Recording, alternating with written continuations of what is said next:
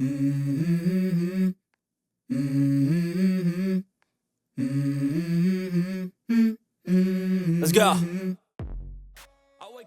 여러분들은 지금 프라임타임을 시청하고 계십니다. 저는 프라임타임의 준이고요. 오늘은 BK님 없이 혼자서 리뷰를 진행할 예정인데요. BK님 돌아오면 완전체로 인사드리도록 하겠습니다. 자, 오늘은 반가운 시계 하나를 들고 나왔는데요. 한국의 브랜드죠. 해리엇 기원을 들고 나왔습니다. 가슴이 뭉클해지는 순간인 것 같은데요. 한국의 그 에퍼처 이후로 처음으로 한국산 시계를 리뷰하게 됐습니다. 메이드 인 코리아가 각인되어 있는 시계라는 거죠. 이게 4월 초에 출시된 시계고요. 사실 이 시계를 쭉 눈여겨보다가 태극기를 소재로 만든 디자인이 너무 재밌어서 얼마 전에 지인을 통해서 구매하게 되었고요. 또 제가 컨셉 좋아하잖아요. 정말 컨셉이 미쳤다라고 미리 말씀드리고 시작하겠습니다. 제가 이제 오늘 에퍼처 에디션 1을 가지고 나왔잖아요. 우리가 오매볼망 기다리고 있는 이 에퍼처 요어라는 이름으로 나온대요. 그런데 이 에퍼처에서 디자인한 해리엇 제품이라고 합니다. 정말 디자인 센스가 미쳤어요. 저는 이제 미국에서 시계 디자이너로 지금 15년 차 일을 하고 있습니다. 그러다 보니까 항상 한국 시계 브랜드를 만들어 보자라는 꿈이 있었어요. 그래서 미어캣 마냥 맨날 그 한국 시계 브랜드가 뭐가 있나 확인했었던 기억이 나는데, 그때 해리엇이라는 브랜드를 알게 되었고, 그때는 뭐 그냥 한국의 데니얼 웰링턴 같은 브랜드구나라는 생각을 했었던 기억이 나는데요. 그런데 한동안 해리엇의 활동이 좀 뜸하다가 올 4월에 기원이라는 시계로 존재감을 다시 드러냈죠.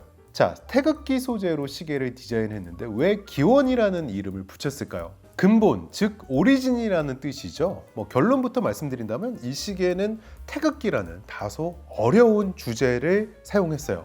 디자인적으로 자칫 잘못하면 유치해질 수 있는 꽤 위험한 컨셉을 지니고 있다라는 거죠. 그런데 사실 태극기라는 것은 대한민국의 시작을 알리는 기원, 그게 태극기라는 거죠. 그래서 기원이라는 이름을 사용한 게 아닐까 이런 생각을 해보는데, 저는 여기서 약간 그 현대자동차의 프리미엄 브랜드 있잖아요. 제네시스가 떠올랐어요. 제네시스라는 것은 창세기라는 뜻이에요. 뭔가 새롭게 시작한다라는 느낌, 그 느낌이 이 시기에서 비슷하게 느껴졌다라는 거죠. 물론 해리엇에서 기원이라는 브랜드를 따로 낸 게 아니기 때문에 제네시스와 동일선상에서 이야기하는 건 좀 무리가 될 수 있어요. 하지만 시계 브랜드로서 뭔가 새롭게 태어난다는 느낌을 주는 건 틀림없는 것 같습니다. 이게 제가 좀 조사를 하다 보니까 로고도 살짝 바뀌었더라고요. 이런 부분에서 작정하고 새롭게 기원을 출시했구나라는 느낌을 받을 수 있는 거죠.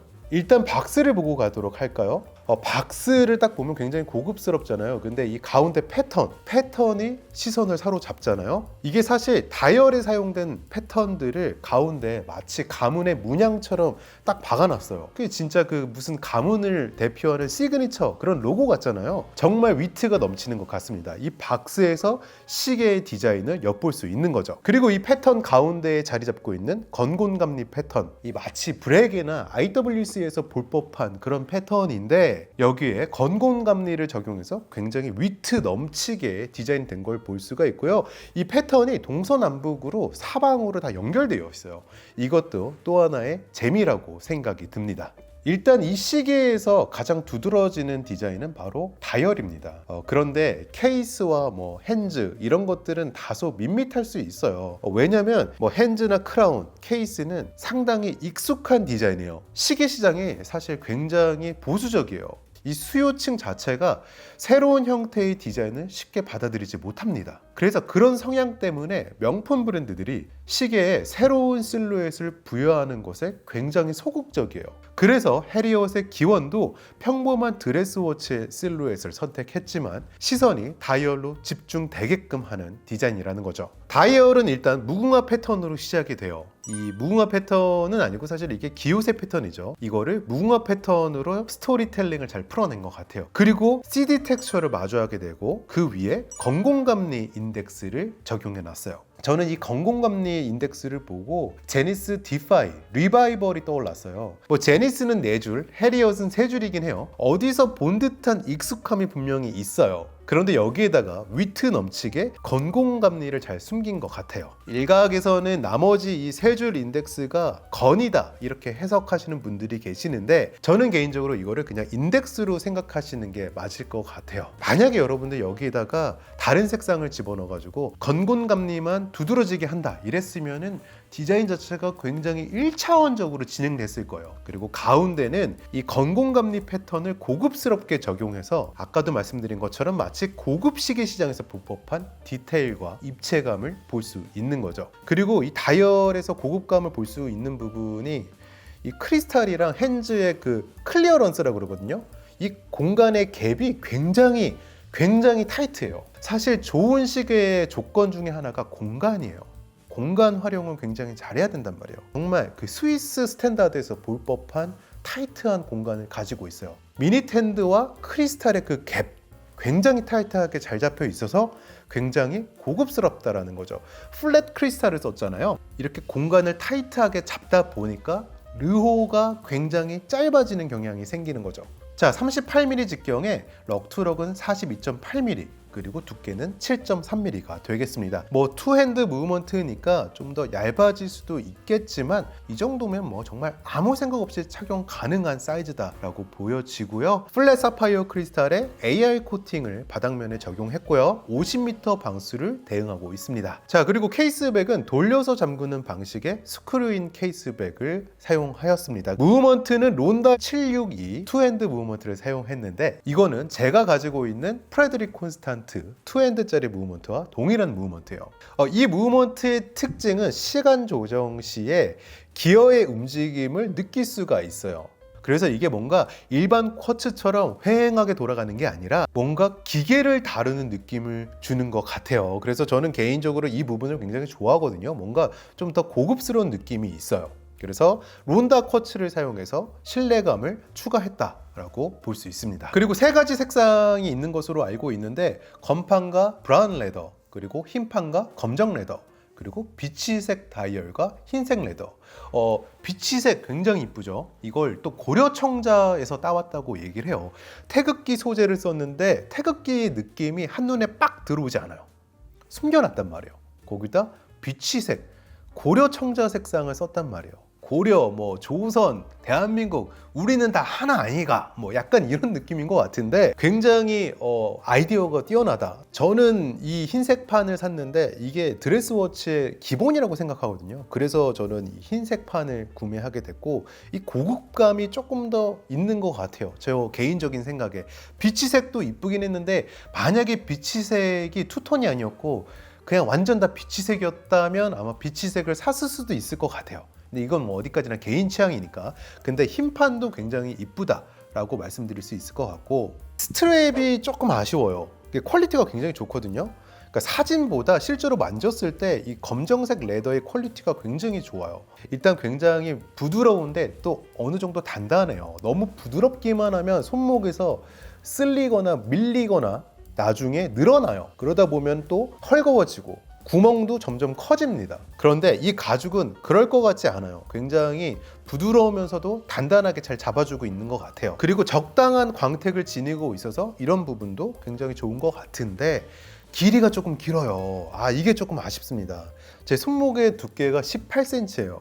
물론 이 시계의 럭투럭이 굉장히 짧은 편이기 때문에 상대적으로 조금 더 긴 레더 스트랩을 다는 게 맞긴 하거든요. 그런데 길이가 조금 긴 것 같아요.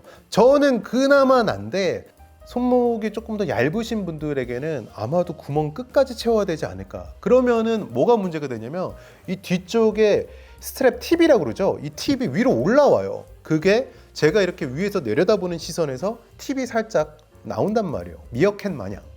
이게 조금 아쉬운 것 같아요. 이 버클의 텅이 좀 빡빡하게 달려 있어요. 그래서 이 텅의 움직임이 훅 떨어져야 되는데 걸린단 말이에요. 딱 스톡돼 있어요. 그래서 가을과 겨울로 넘어가잖아요. 그럼 사람들이 스웨터를 입을 거란 말이에요. 그럼 시계가 스웨터 안으로 쓱 들어갈 텐데 이게 나왔다 들어갔다 하는 과정에서 텅이 만약에 쓰게 된다면 이 스웨터에 걸리지 않을까. 이건 뭐 시간이 지나면은 헐거워질 거예요. 그런데 이런 부분은 일단 여러분들에게 유의하시라고 말씀드리는 게 맞을 것 같아서 말씀드려 봅니다. 자, 박스를 이제 자세히 한번 보도록 할까요? 박스는 금박 처리가 되어 있는데 이게 제가 박스가 너무 이뻐가지고 계속 만지다 보니까 손에 이 금박이 묻더라고요. 조금 아쉬워요. 조금 아쉽고 자석으로 이렇게 열고 닫게 해놨어요. 이것도 조금 저는 개인적으로 비추해요. 왜냐면 시계는 어찌됐든 간에 자석이랑 친할 수가 없어요. 스마트워치가 아닌 이상은. 그럼에도 불구하고 이게 시계가 놓여진 위치와 상당히 떨어져 있거든요. 그러다 보니까 이거는 그냥 뭐, 그리고 여기에 또 이제 기믹이 하나 추가되어 있는데 메탈로 만든 태극기 모양, 북 페이지 홀더가 이렇게 들어 있는데 여기에 이제 태극기 모양을 새겨놨어요. 그래서 이것도 하나의 좀 재미다, 기믹이다라고 말씀드릴 수 있을 것 같은데 29만 원에 책정된 시계예요. 가격이 살짝 나가는데 그래도 저는 그렇게 생각합니다.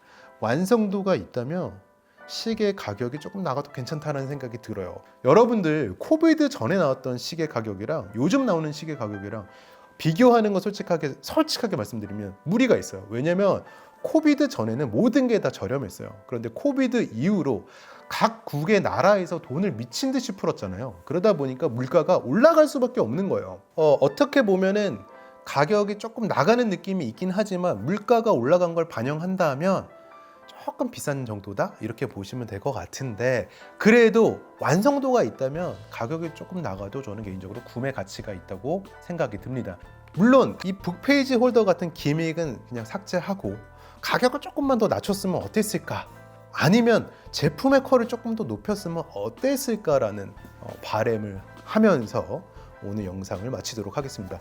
정말 너무 재미있는 디자인이고 생각보다 굉장히 댄디하고 세련됐어요. 정말 오랜만에 이 에퍼처 에디션 1 이후로 정말 재미있는 시계가 아니었나라는 생각을 하게 됩니다.